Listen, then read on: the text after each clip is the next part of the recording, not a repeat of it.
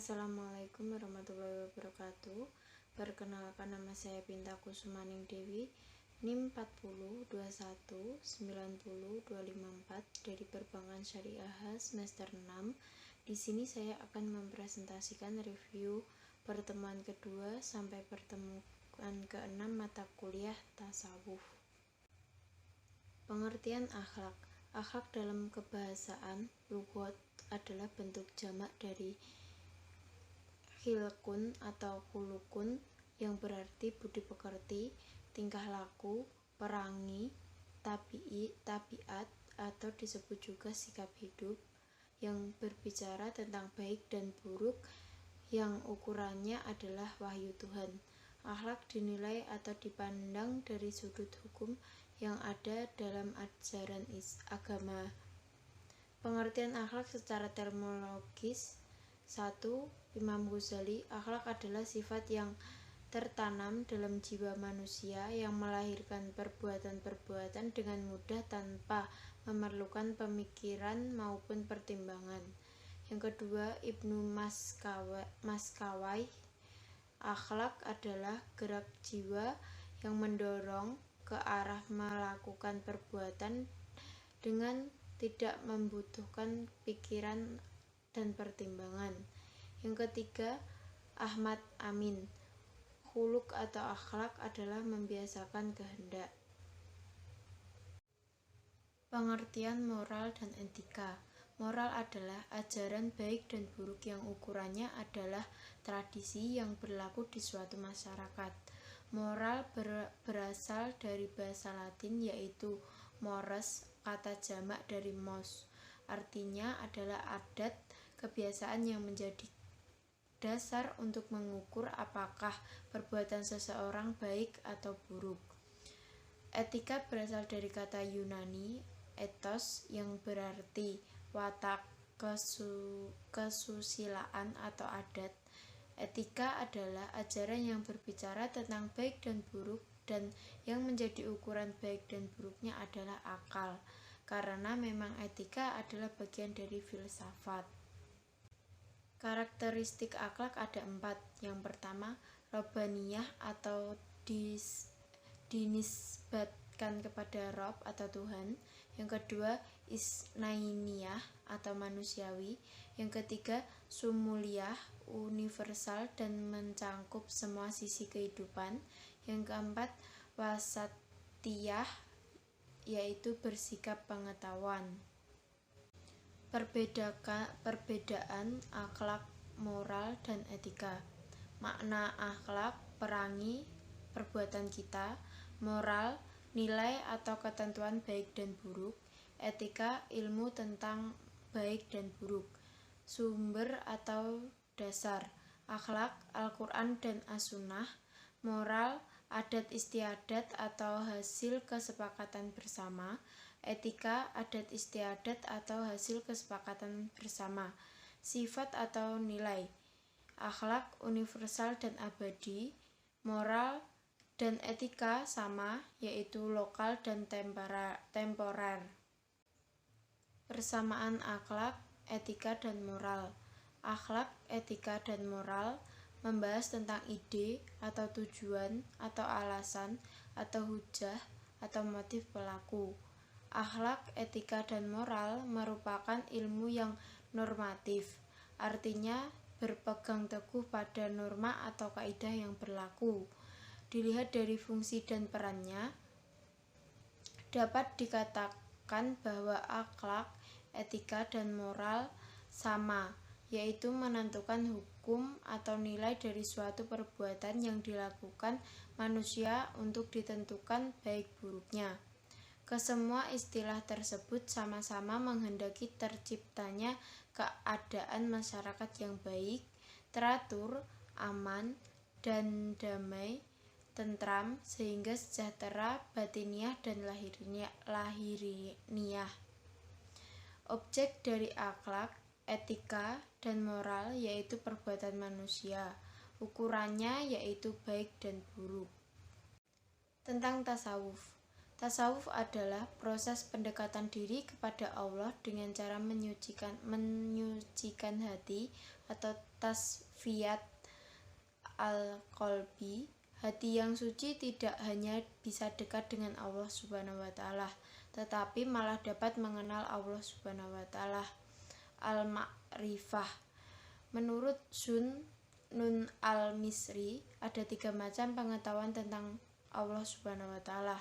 Yang pertama, pengetahuan awam, yaitu Allah Subhanahu wa taala dengan perantaran kalimat syahadat. Yang kedua, pengetahuan ulama, Allah Subhanahu wa taala menurut logika akal. Yang ketiga, pengetahuan kaum sufi, yaitu Allah Subhanahu wa taala dengan perantaran hati sanubari. Hubungan tasawuf dengan akhlak. Pengetahuan yang hakiki tentang Allah Subhanahu wa taala adalah pengetahuan yang disertai dengan kesucian hati. Telah dijelaskan bahwa akhlak adalah sifat hati yang mendasari perilaku manusia dan tasawuf adalah cara untuk membersihkan dan mensucikan hati. Maka hubungan antara tasawuf dan akhlak menjadi sangat erat dan penting karena satu sama lain saling mendukung. Pengertian tasawuf. Istilah tasawuf berasal dari bahasa Arab, dari kata tasawafa, ya tasawafu, tasawuf, mengandung makna menjadi berburu yang banyak, yakni menjadi seorang sufi, atau menyerupainya dengan ciri khas pakaiannya terbuat dari bulu domba atau wol atau suf. Walaupun pada karakternya tidak semua ahli sufi pakaiannya menggunakan wol. Tasawuf merupakan suatu ilmu pengetahuan yang mempelajari cara jalan bagaimana seseorang dapat berada sedekat mungkin dengan Tuhan. Secara etimologi, kata tasawuf berasal dari kata ahlu sufah, yakni orang-orang yang ikut pindah bersama Nabi dari Mekah ke Madinah. Yang kedua, safi dan safiyun, yang artinya suci. Maksudnya, seorang sufi adalah orang yang disucikan. Yang ketiga, suf, yaitu kain wol kasar yang dibuat dari bulu. Maksudnya bahwa kaum sufi sering memakai kain wol kasar sebagai simbol kesederhanaan. Tujuan mempelajari ilmu tasawuf dan aplikasinya dalam kehidupan. Esensi tasawuf bermuara pada hidup zuhud, yaitu tidak mementingkan kemewahan duniawi. Tujuan hal ini dalam rangka dapat berhubungan langsung dengan Tuhan, dengan perasaan benar-benar berada di hadirat Tuhan. Para sufi menganggap ibadah yang diselenggarakan dengan cara formal atau mahdoh belum merasa cukup karena belum memenuhi kebutuhan spiritual kaum sufi. Oleh karena itu, bagi ahli tasawuf tidak punya tujuan lain dalam bertakarub kepada Allah Subhanahu wa taala kecuali dengan tujuan untuk mencapai ma'rifat billah, yakni mengenal Allah dengan sebenar-benarnya dan tersingkapnya dinding atau hijab yang membatasi diri dengan Allah Subhanahu wa taala. Bagi para sufi, dalam mendekatkan diri kepada Allah Subhanahu wa taala selalu dilandasi semangat beribadah dengan tujuan untuk mencapai kesempurnaan hidup dan ma'rifatullah. Dengan ma'rifatullah akan melahirkan malu berbuat maksiat karena Allah, cinta kepada Allah karena mengharap ribanya, dan rindu sabilurojaat kepadanya. Manfaat ilmu tasawuf dalam kehidupan. Perlunya tasawuf di masyarakat dalam pandangan Komarudin Hidayat ada terhadap 3 tujuan. Yang pertama, turut serta terlibat dalam berbagai peran dalam menyelamatkan kemanusiaan dari kondisi kebingungan akibat hilangnya nilai-nilai spiritual.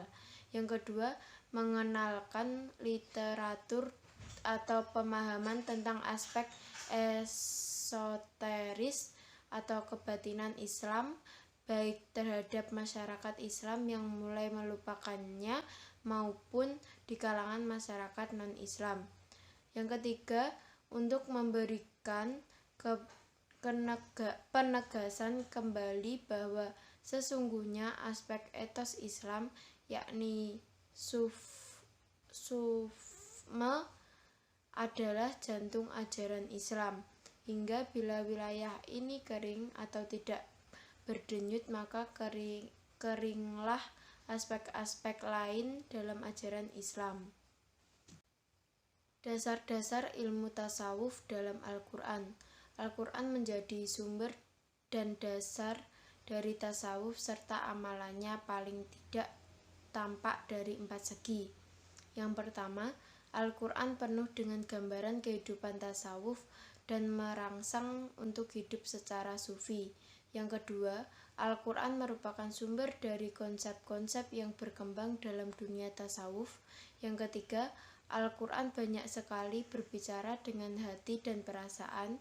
Yang keempat, Al-Quran sering menggambarkan Tuhan dengan gambaran yang hanya dapat didekati secara tepat melalui tasawuf. Ciri umum tasawuf. Menurut Abu al-Wafa al-Ghanimi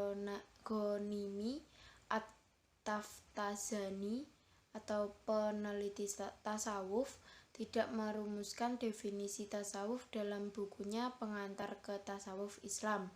Menurutnya, secara umum tasawuf mempunyai 5 ciri umum, yaitu 1. Peningkatan moral, 2.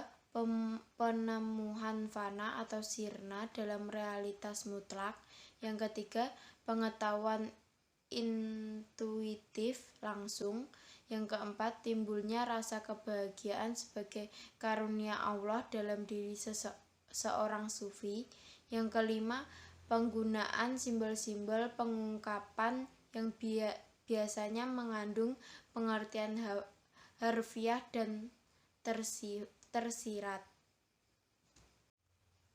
Hubungan ilmu tasawuf dengan ilmu keislaman lainnya, yaitu ilmu kalam, filsafat, fikih, dan psikologi agama. Hubungan ilmu tasawuf dengan ilmu kalam. Pada ilmu kalam ditemukan pembahasan iman dan definisinya, kekufuran dan manifestasinya, serta kemunafikan dan batasannya. Sementara pada ilmu tasawuf ditemukan pembahasan jalan atau metode praktis untuk merasakan keyakinan dan ketentraman, seperti dijelaskan juga tentang penyelamatan diri dari kemunafikan, sebab terkadang seseorang mengetahui batasan-batasan kemunafikan, tetapi tetap saja melaksanakannya. Sehubungan ilmu tasawuf dengan ilmu filsafat. Filsafat landasan pemikirannya dengan logika, sedangkan tasawuf landasannya dengan hati sanubari. Dengan filsafat penuh dengan tanda tanya, apa, bagaimana, dari mana, dan apa sebab. Sedangkan dalam tasawuf tidak mempertanyakan.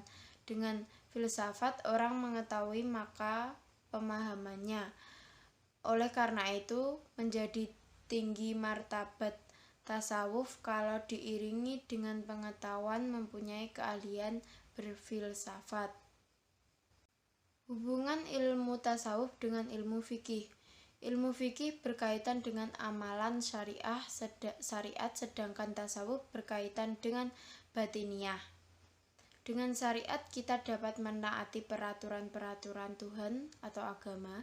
Dengan tasawuf kita dapat merasakan dalam batin kita dan mengenal Tuhan untuk siapa dipersembahkan amal ibadah kita dan sebagai pengawas jiwa untuk khusyuk ke depannya. Hubungan ilmu tasawuf dengan ilmu psikologi agama atau ilmu jiwa agama. Seseorang yang dekat dengan tubuhnya, maka dia akan mendapatkan ketenangan dan ketentraman, sehingga akan berpengaruh pada sikap dan tindak tanduknya dalam kehidupan. Perilaku kehidupan keagamaan seseorang itu dipengaruhi dari jiwanya yang mengarah pada kebaikan dan keburukan. Akhlak mahmudah. Akhlak merupakan suatu perbuatan yang berasal dari jiwa manusia, baik itu buruk maupun baik, secara disengaja dilakukan maupun tidak disengaja. Akhlak manusia ada yang bersifat baik, yaitu akhlak mahmudah, dan akhlak yang bersifat buruk, yaitu akhlak mazmumah. Akhlak yang baik ialah segala tingkah laku yang terpuji, yaitu akhlak mahmudah, tingkah laku yang membuat orang lain senang dan nyaman. Akhlak mazmumah. Akhlak mazmudah ialah perangi atau tingkah laku yang tercermin dari tutur kata, tingkah laku, dan sikap tidak baik. Sedangkan mazmumah itu sendiri adalah perilaku baik. Buruk dapat diartikan sebagai berikut: rusak atau tidak baik, jahat, tidak menyenangkan, tidak elok atau jelek. Perbuatan yang tidak sopan, kurang ajar, jahat, tidak menyenangkan, segala yang tercela, lawan baik, lawan pantas, lawan bagus, perbuatan yang bertentangan dengan moral-moral agama, adat istiadat, dan yang berlaku di dalam masyarakat. Indikator buruk menurut Bani Saibani yakni 1. Perbuatan yang didorong oleh hawa nafsu yang datangnya dari setan. 2. Perbuatan yang dimotivasi oleh ajaran yang lebih mendatangkan kerugian diri sendiri dan orang lain. 3. Perbuatan yang membahayakan kehidupan di dunia dan merugikan di akhirat. 4. Perbuatan yang menyimpang dari tujuan syariat Islam, yakni merusak agama, akal jiwa, dan harta kekayaan. Yang kelima, perbuatan yang menjadi permusuhan dan kebencian. Yang keenam, perbuatan yang menimbulkan bencana bagi kemanusiaan. Yang ketujuh, perbuatan yang menjadikan kebudayaan manusia menjadi penuh dengan keserakahan dan nafsu sehat. 8. Perbuatan yang melahirkan konflik, peperangan, dan dendam yang tidak berkesudahan. Faktor-faktor pembentukan akhlak.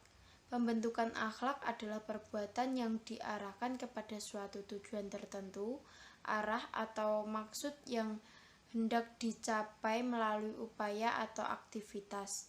Untuk menjelaskan faktor-faktor yang mempengaruhi pembentukan akhlak pada khususnya dan pendidikan pada umumnya, ada 3 aliran yang populer, yakni aliran nativisme, aliran empiricisme, dan aliran konvergensi. Sejarah pertumbuhan tasawuf. Tasawuf merupakan sebuah konsep yang tumbuh sebelum Nabi Muhammad SAW lahir, baik dalam segi wacana, perilaku maupun akidah. Tasawuf terjadi pada setiap umat dan agama-agama, khususnya Brahmana, Hinduisme, filsafat iluminasi Yunani, Majusi Persia, dan Nasrani awal. Lalu pemikiran itu menyelinap ke dalam pemikiran Islam melalui Sindik Majusi. Kemudian menemukan jalannya dalam realitas umat Islam dan berkembang hingga mencapai tujuan akhirnya. Disusun kitab-kitab referensinya dan telah diletakkan dasar-dasar dan kaidah-kaidahnya pada bab keempat dan kelima Hijriah. Di masa awalnya, embrio tasawuf ada dalam bentuk perilaku tertentu. Ketika kekuasaan Islam makin meluas dan menjadi perubahan sejarah paksa Nabi dan sahabat. Ketika itu pula kehidupan ekonomi dan sosial makin mapan.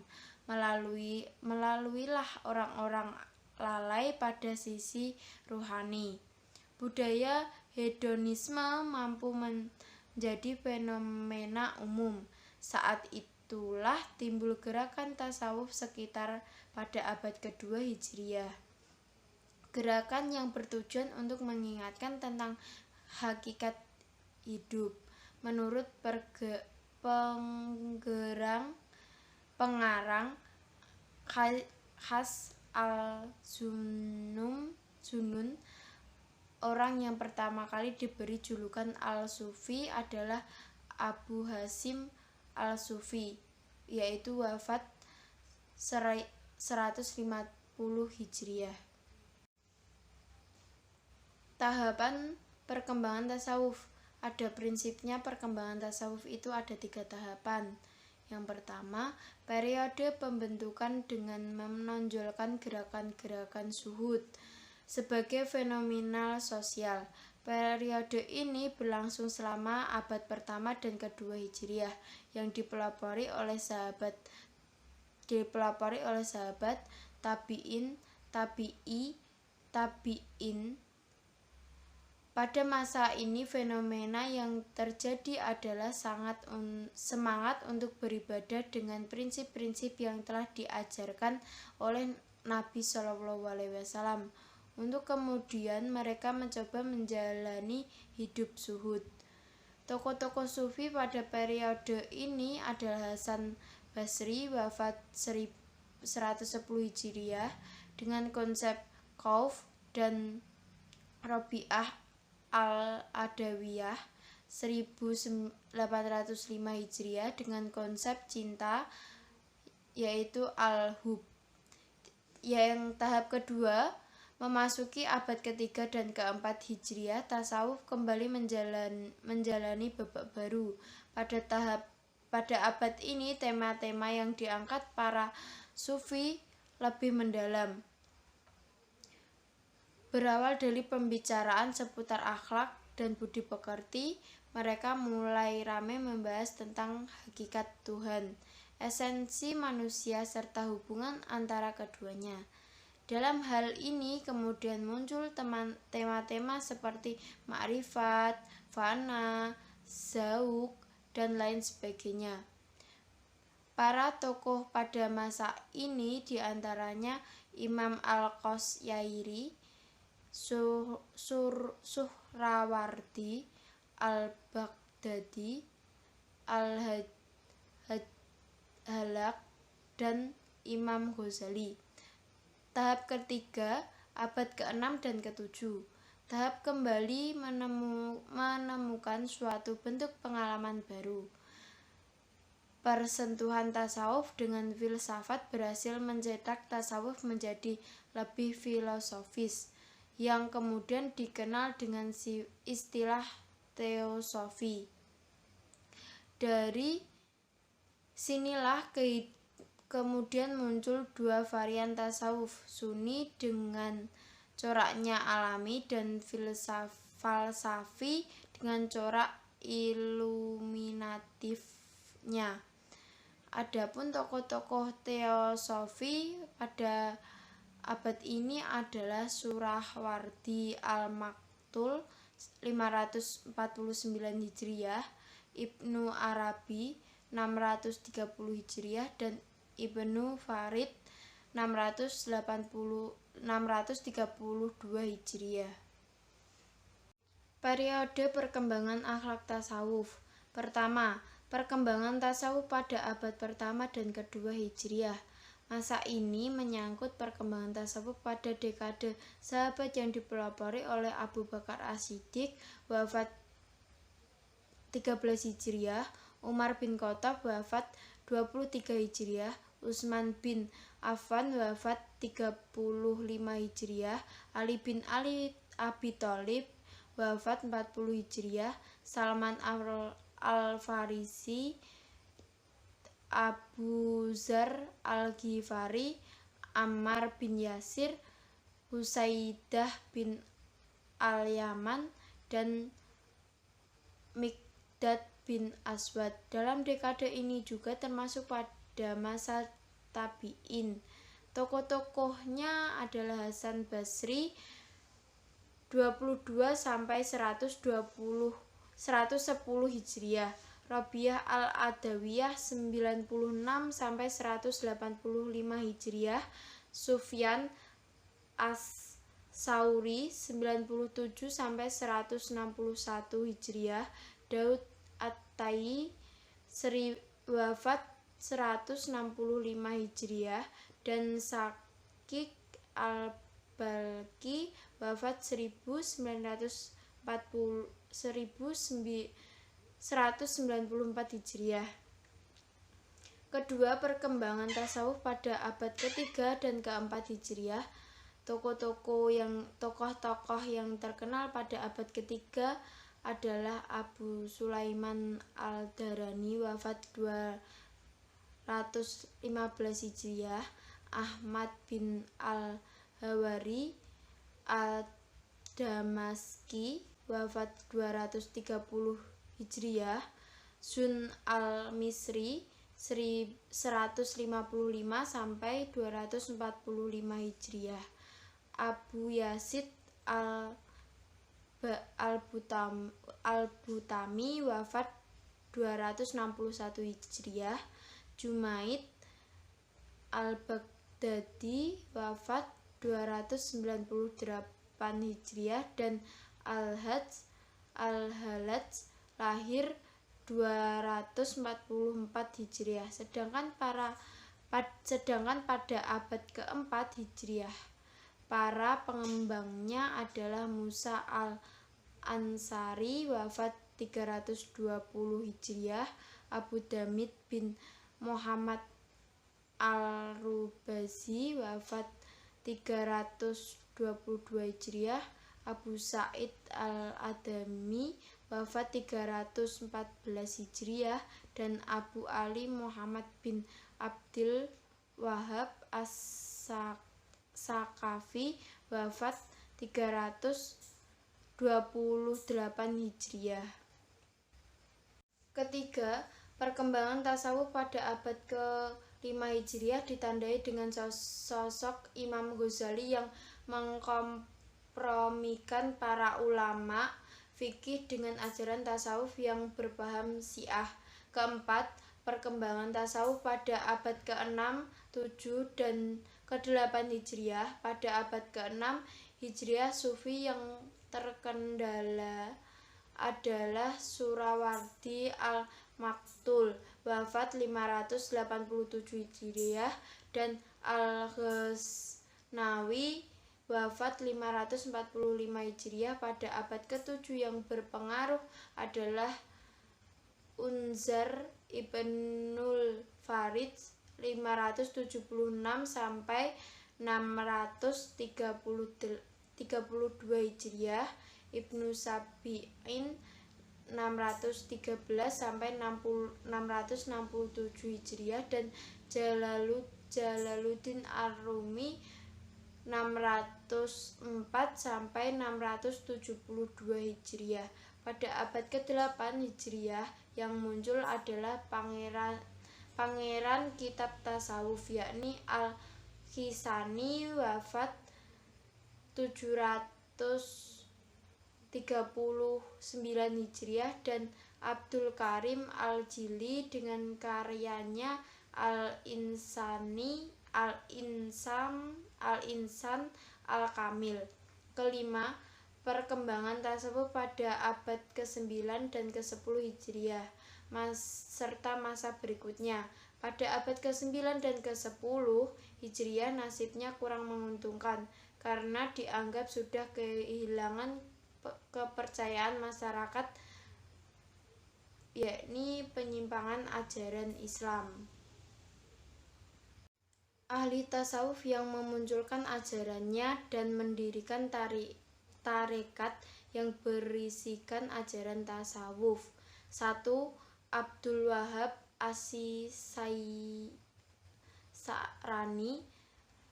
898 sampai 973 Hijriah. Karyanya berjudul Al-Lataiful Minan atau Ketulusan Hati. Yang kedua, Abdul Abbas Ahmad bin Muhammad bin Mukhtar At-Tijani 1150 sampai 1230 Hijriah. Ia mendirikan tarekat Tijaniyah. Yang ketiga, Sidi Muhammad bin Ali As-Sanusi lahir 1206 Hijriah. Beliau adalah pendiri tarekat Sunusiyah. Yang keempat, Syekh Muhammad Amin Al-Qurdi wafat 1322 Hijriah, seorang penulis kitab Tanwirul Qulub fi Ma'amalah Alami Huyub dan termasuk pengikut tarekat Naqsabandiyah. Sekian dari saya, apabila ada kurang lebihnya saya mohon maaf. Wassalamualaikum warahmatullahi wabarakatuh.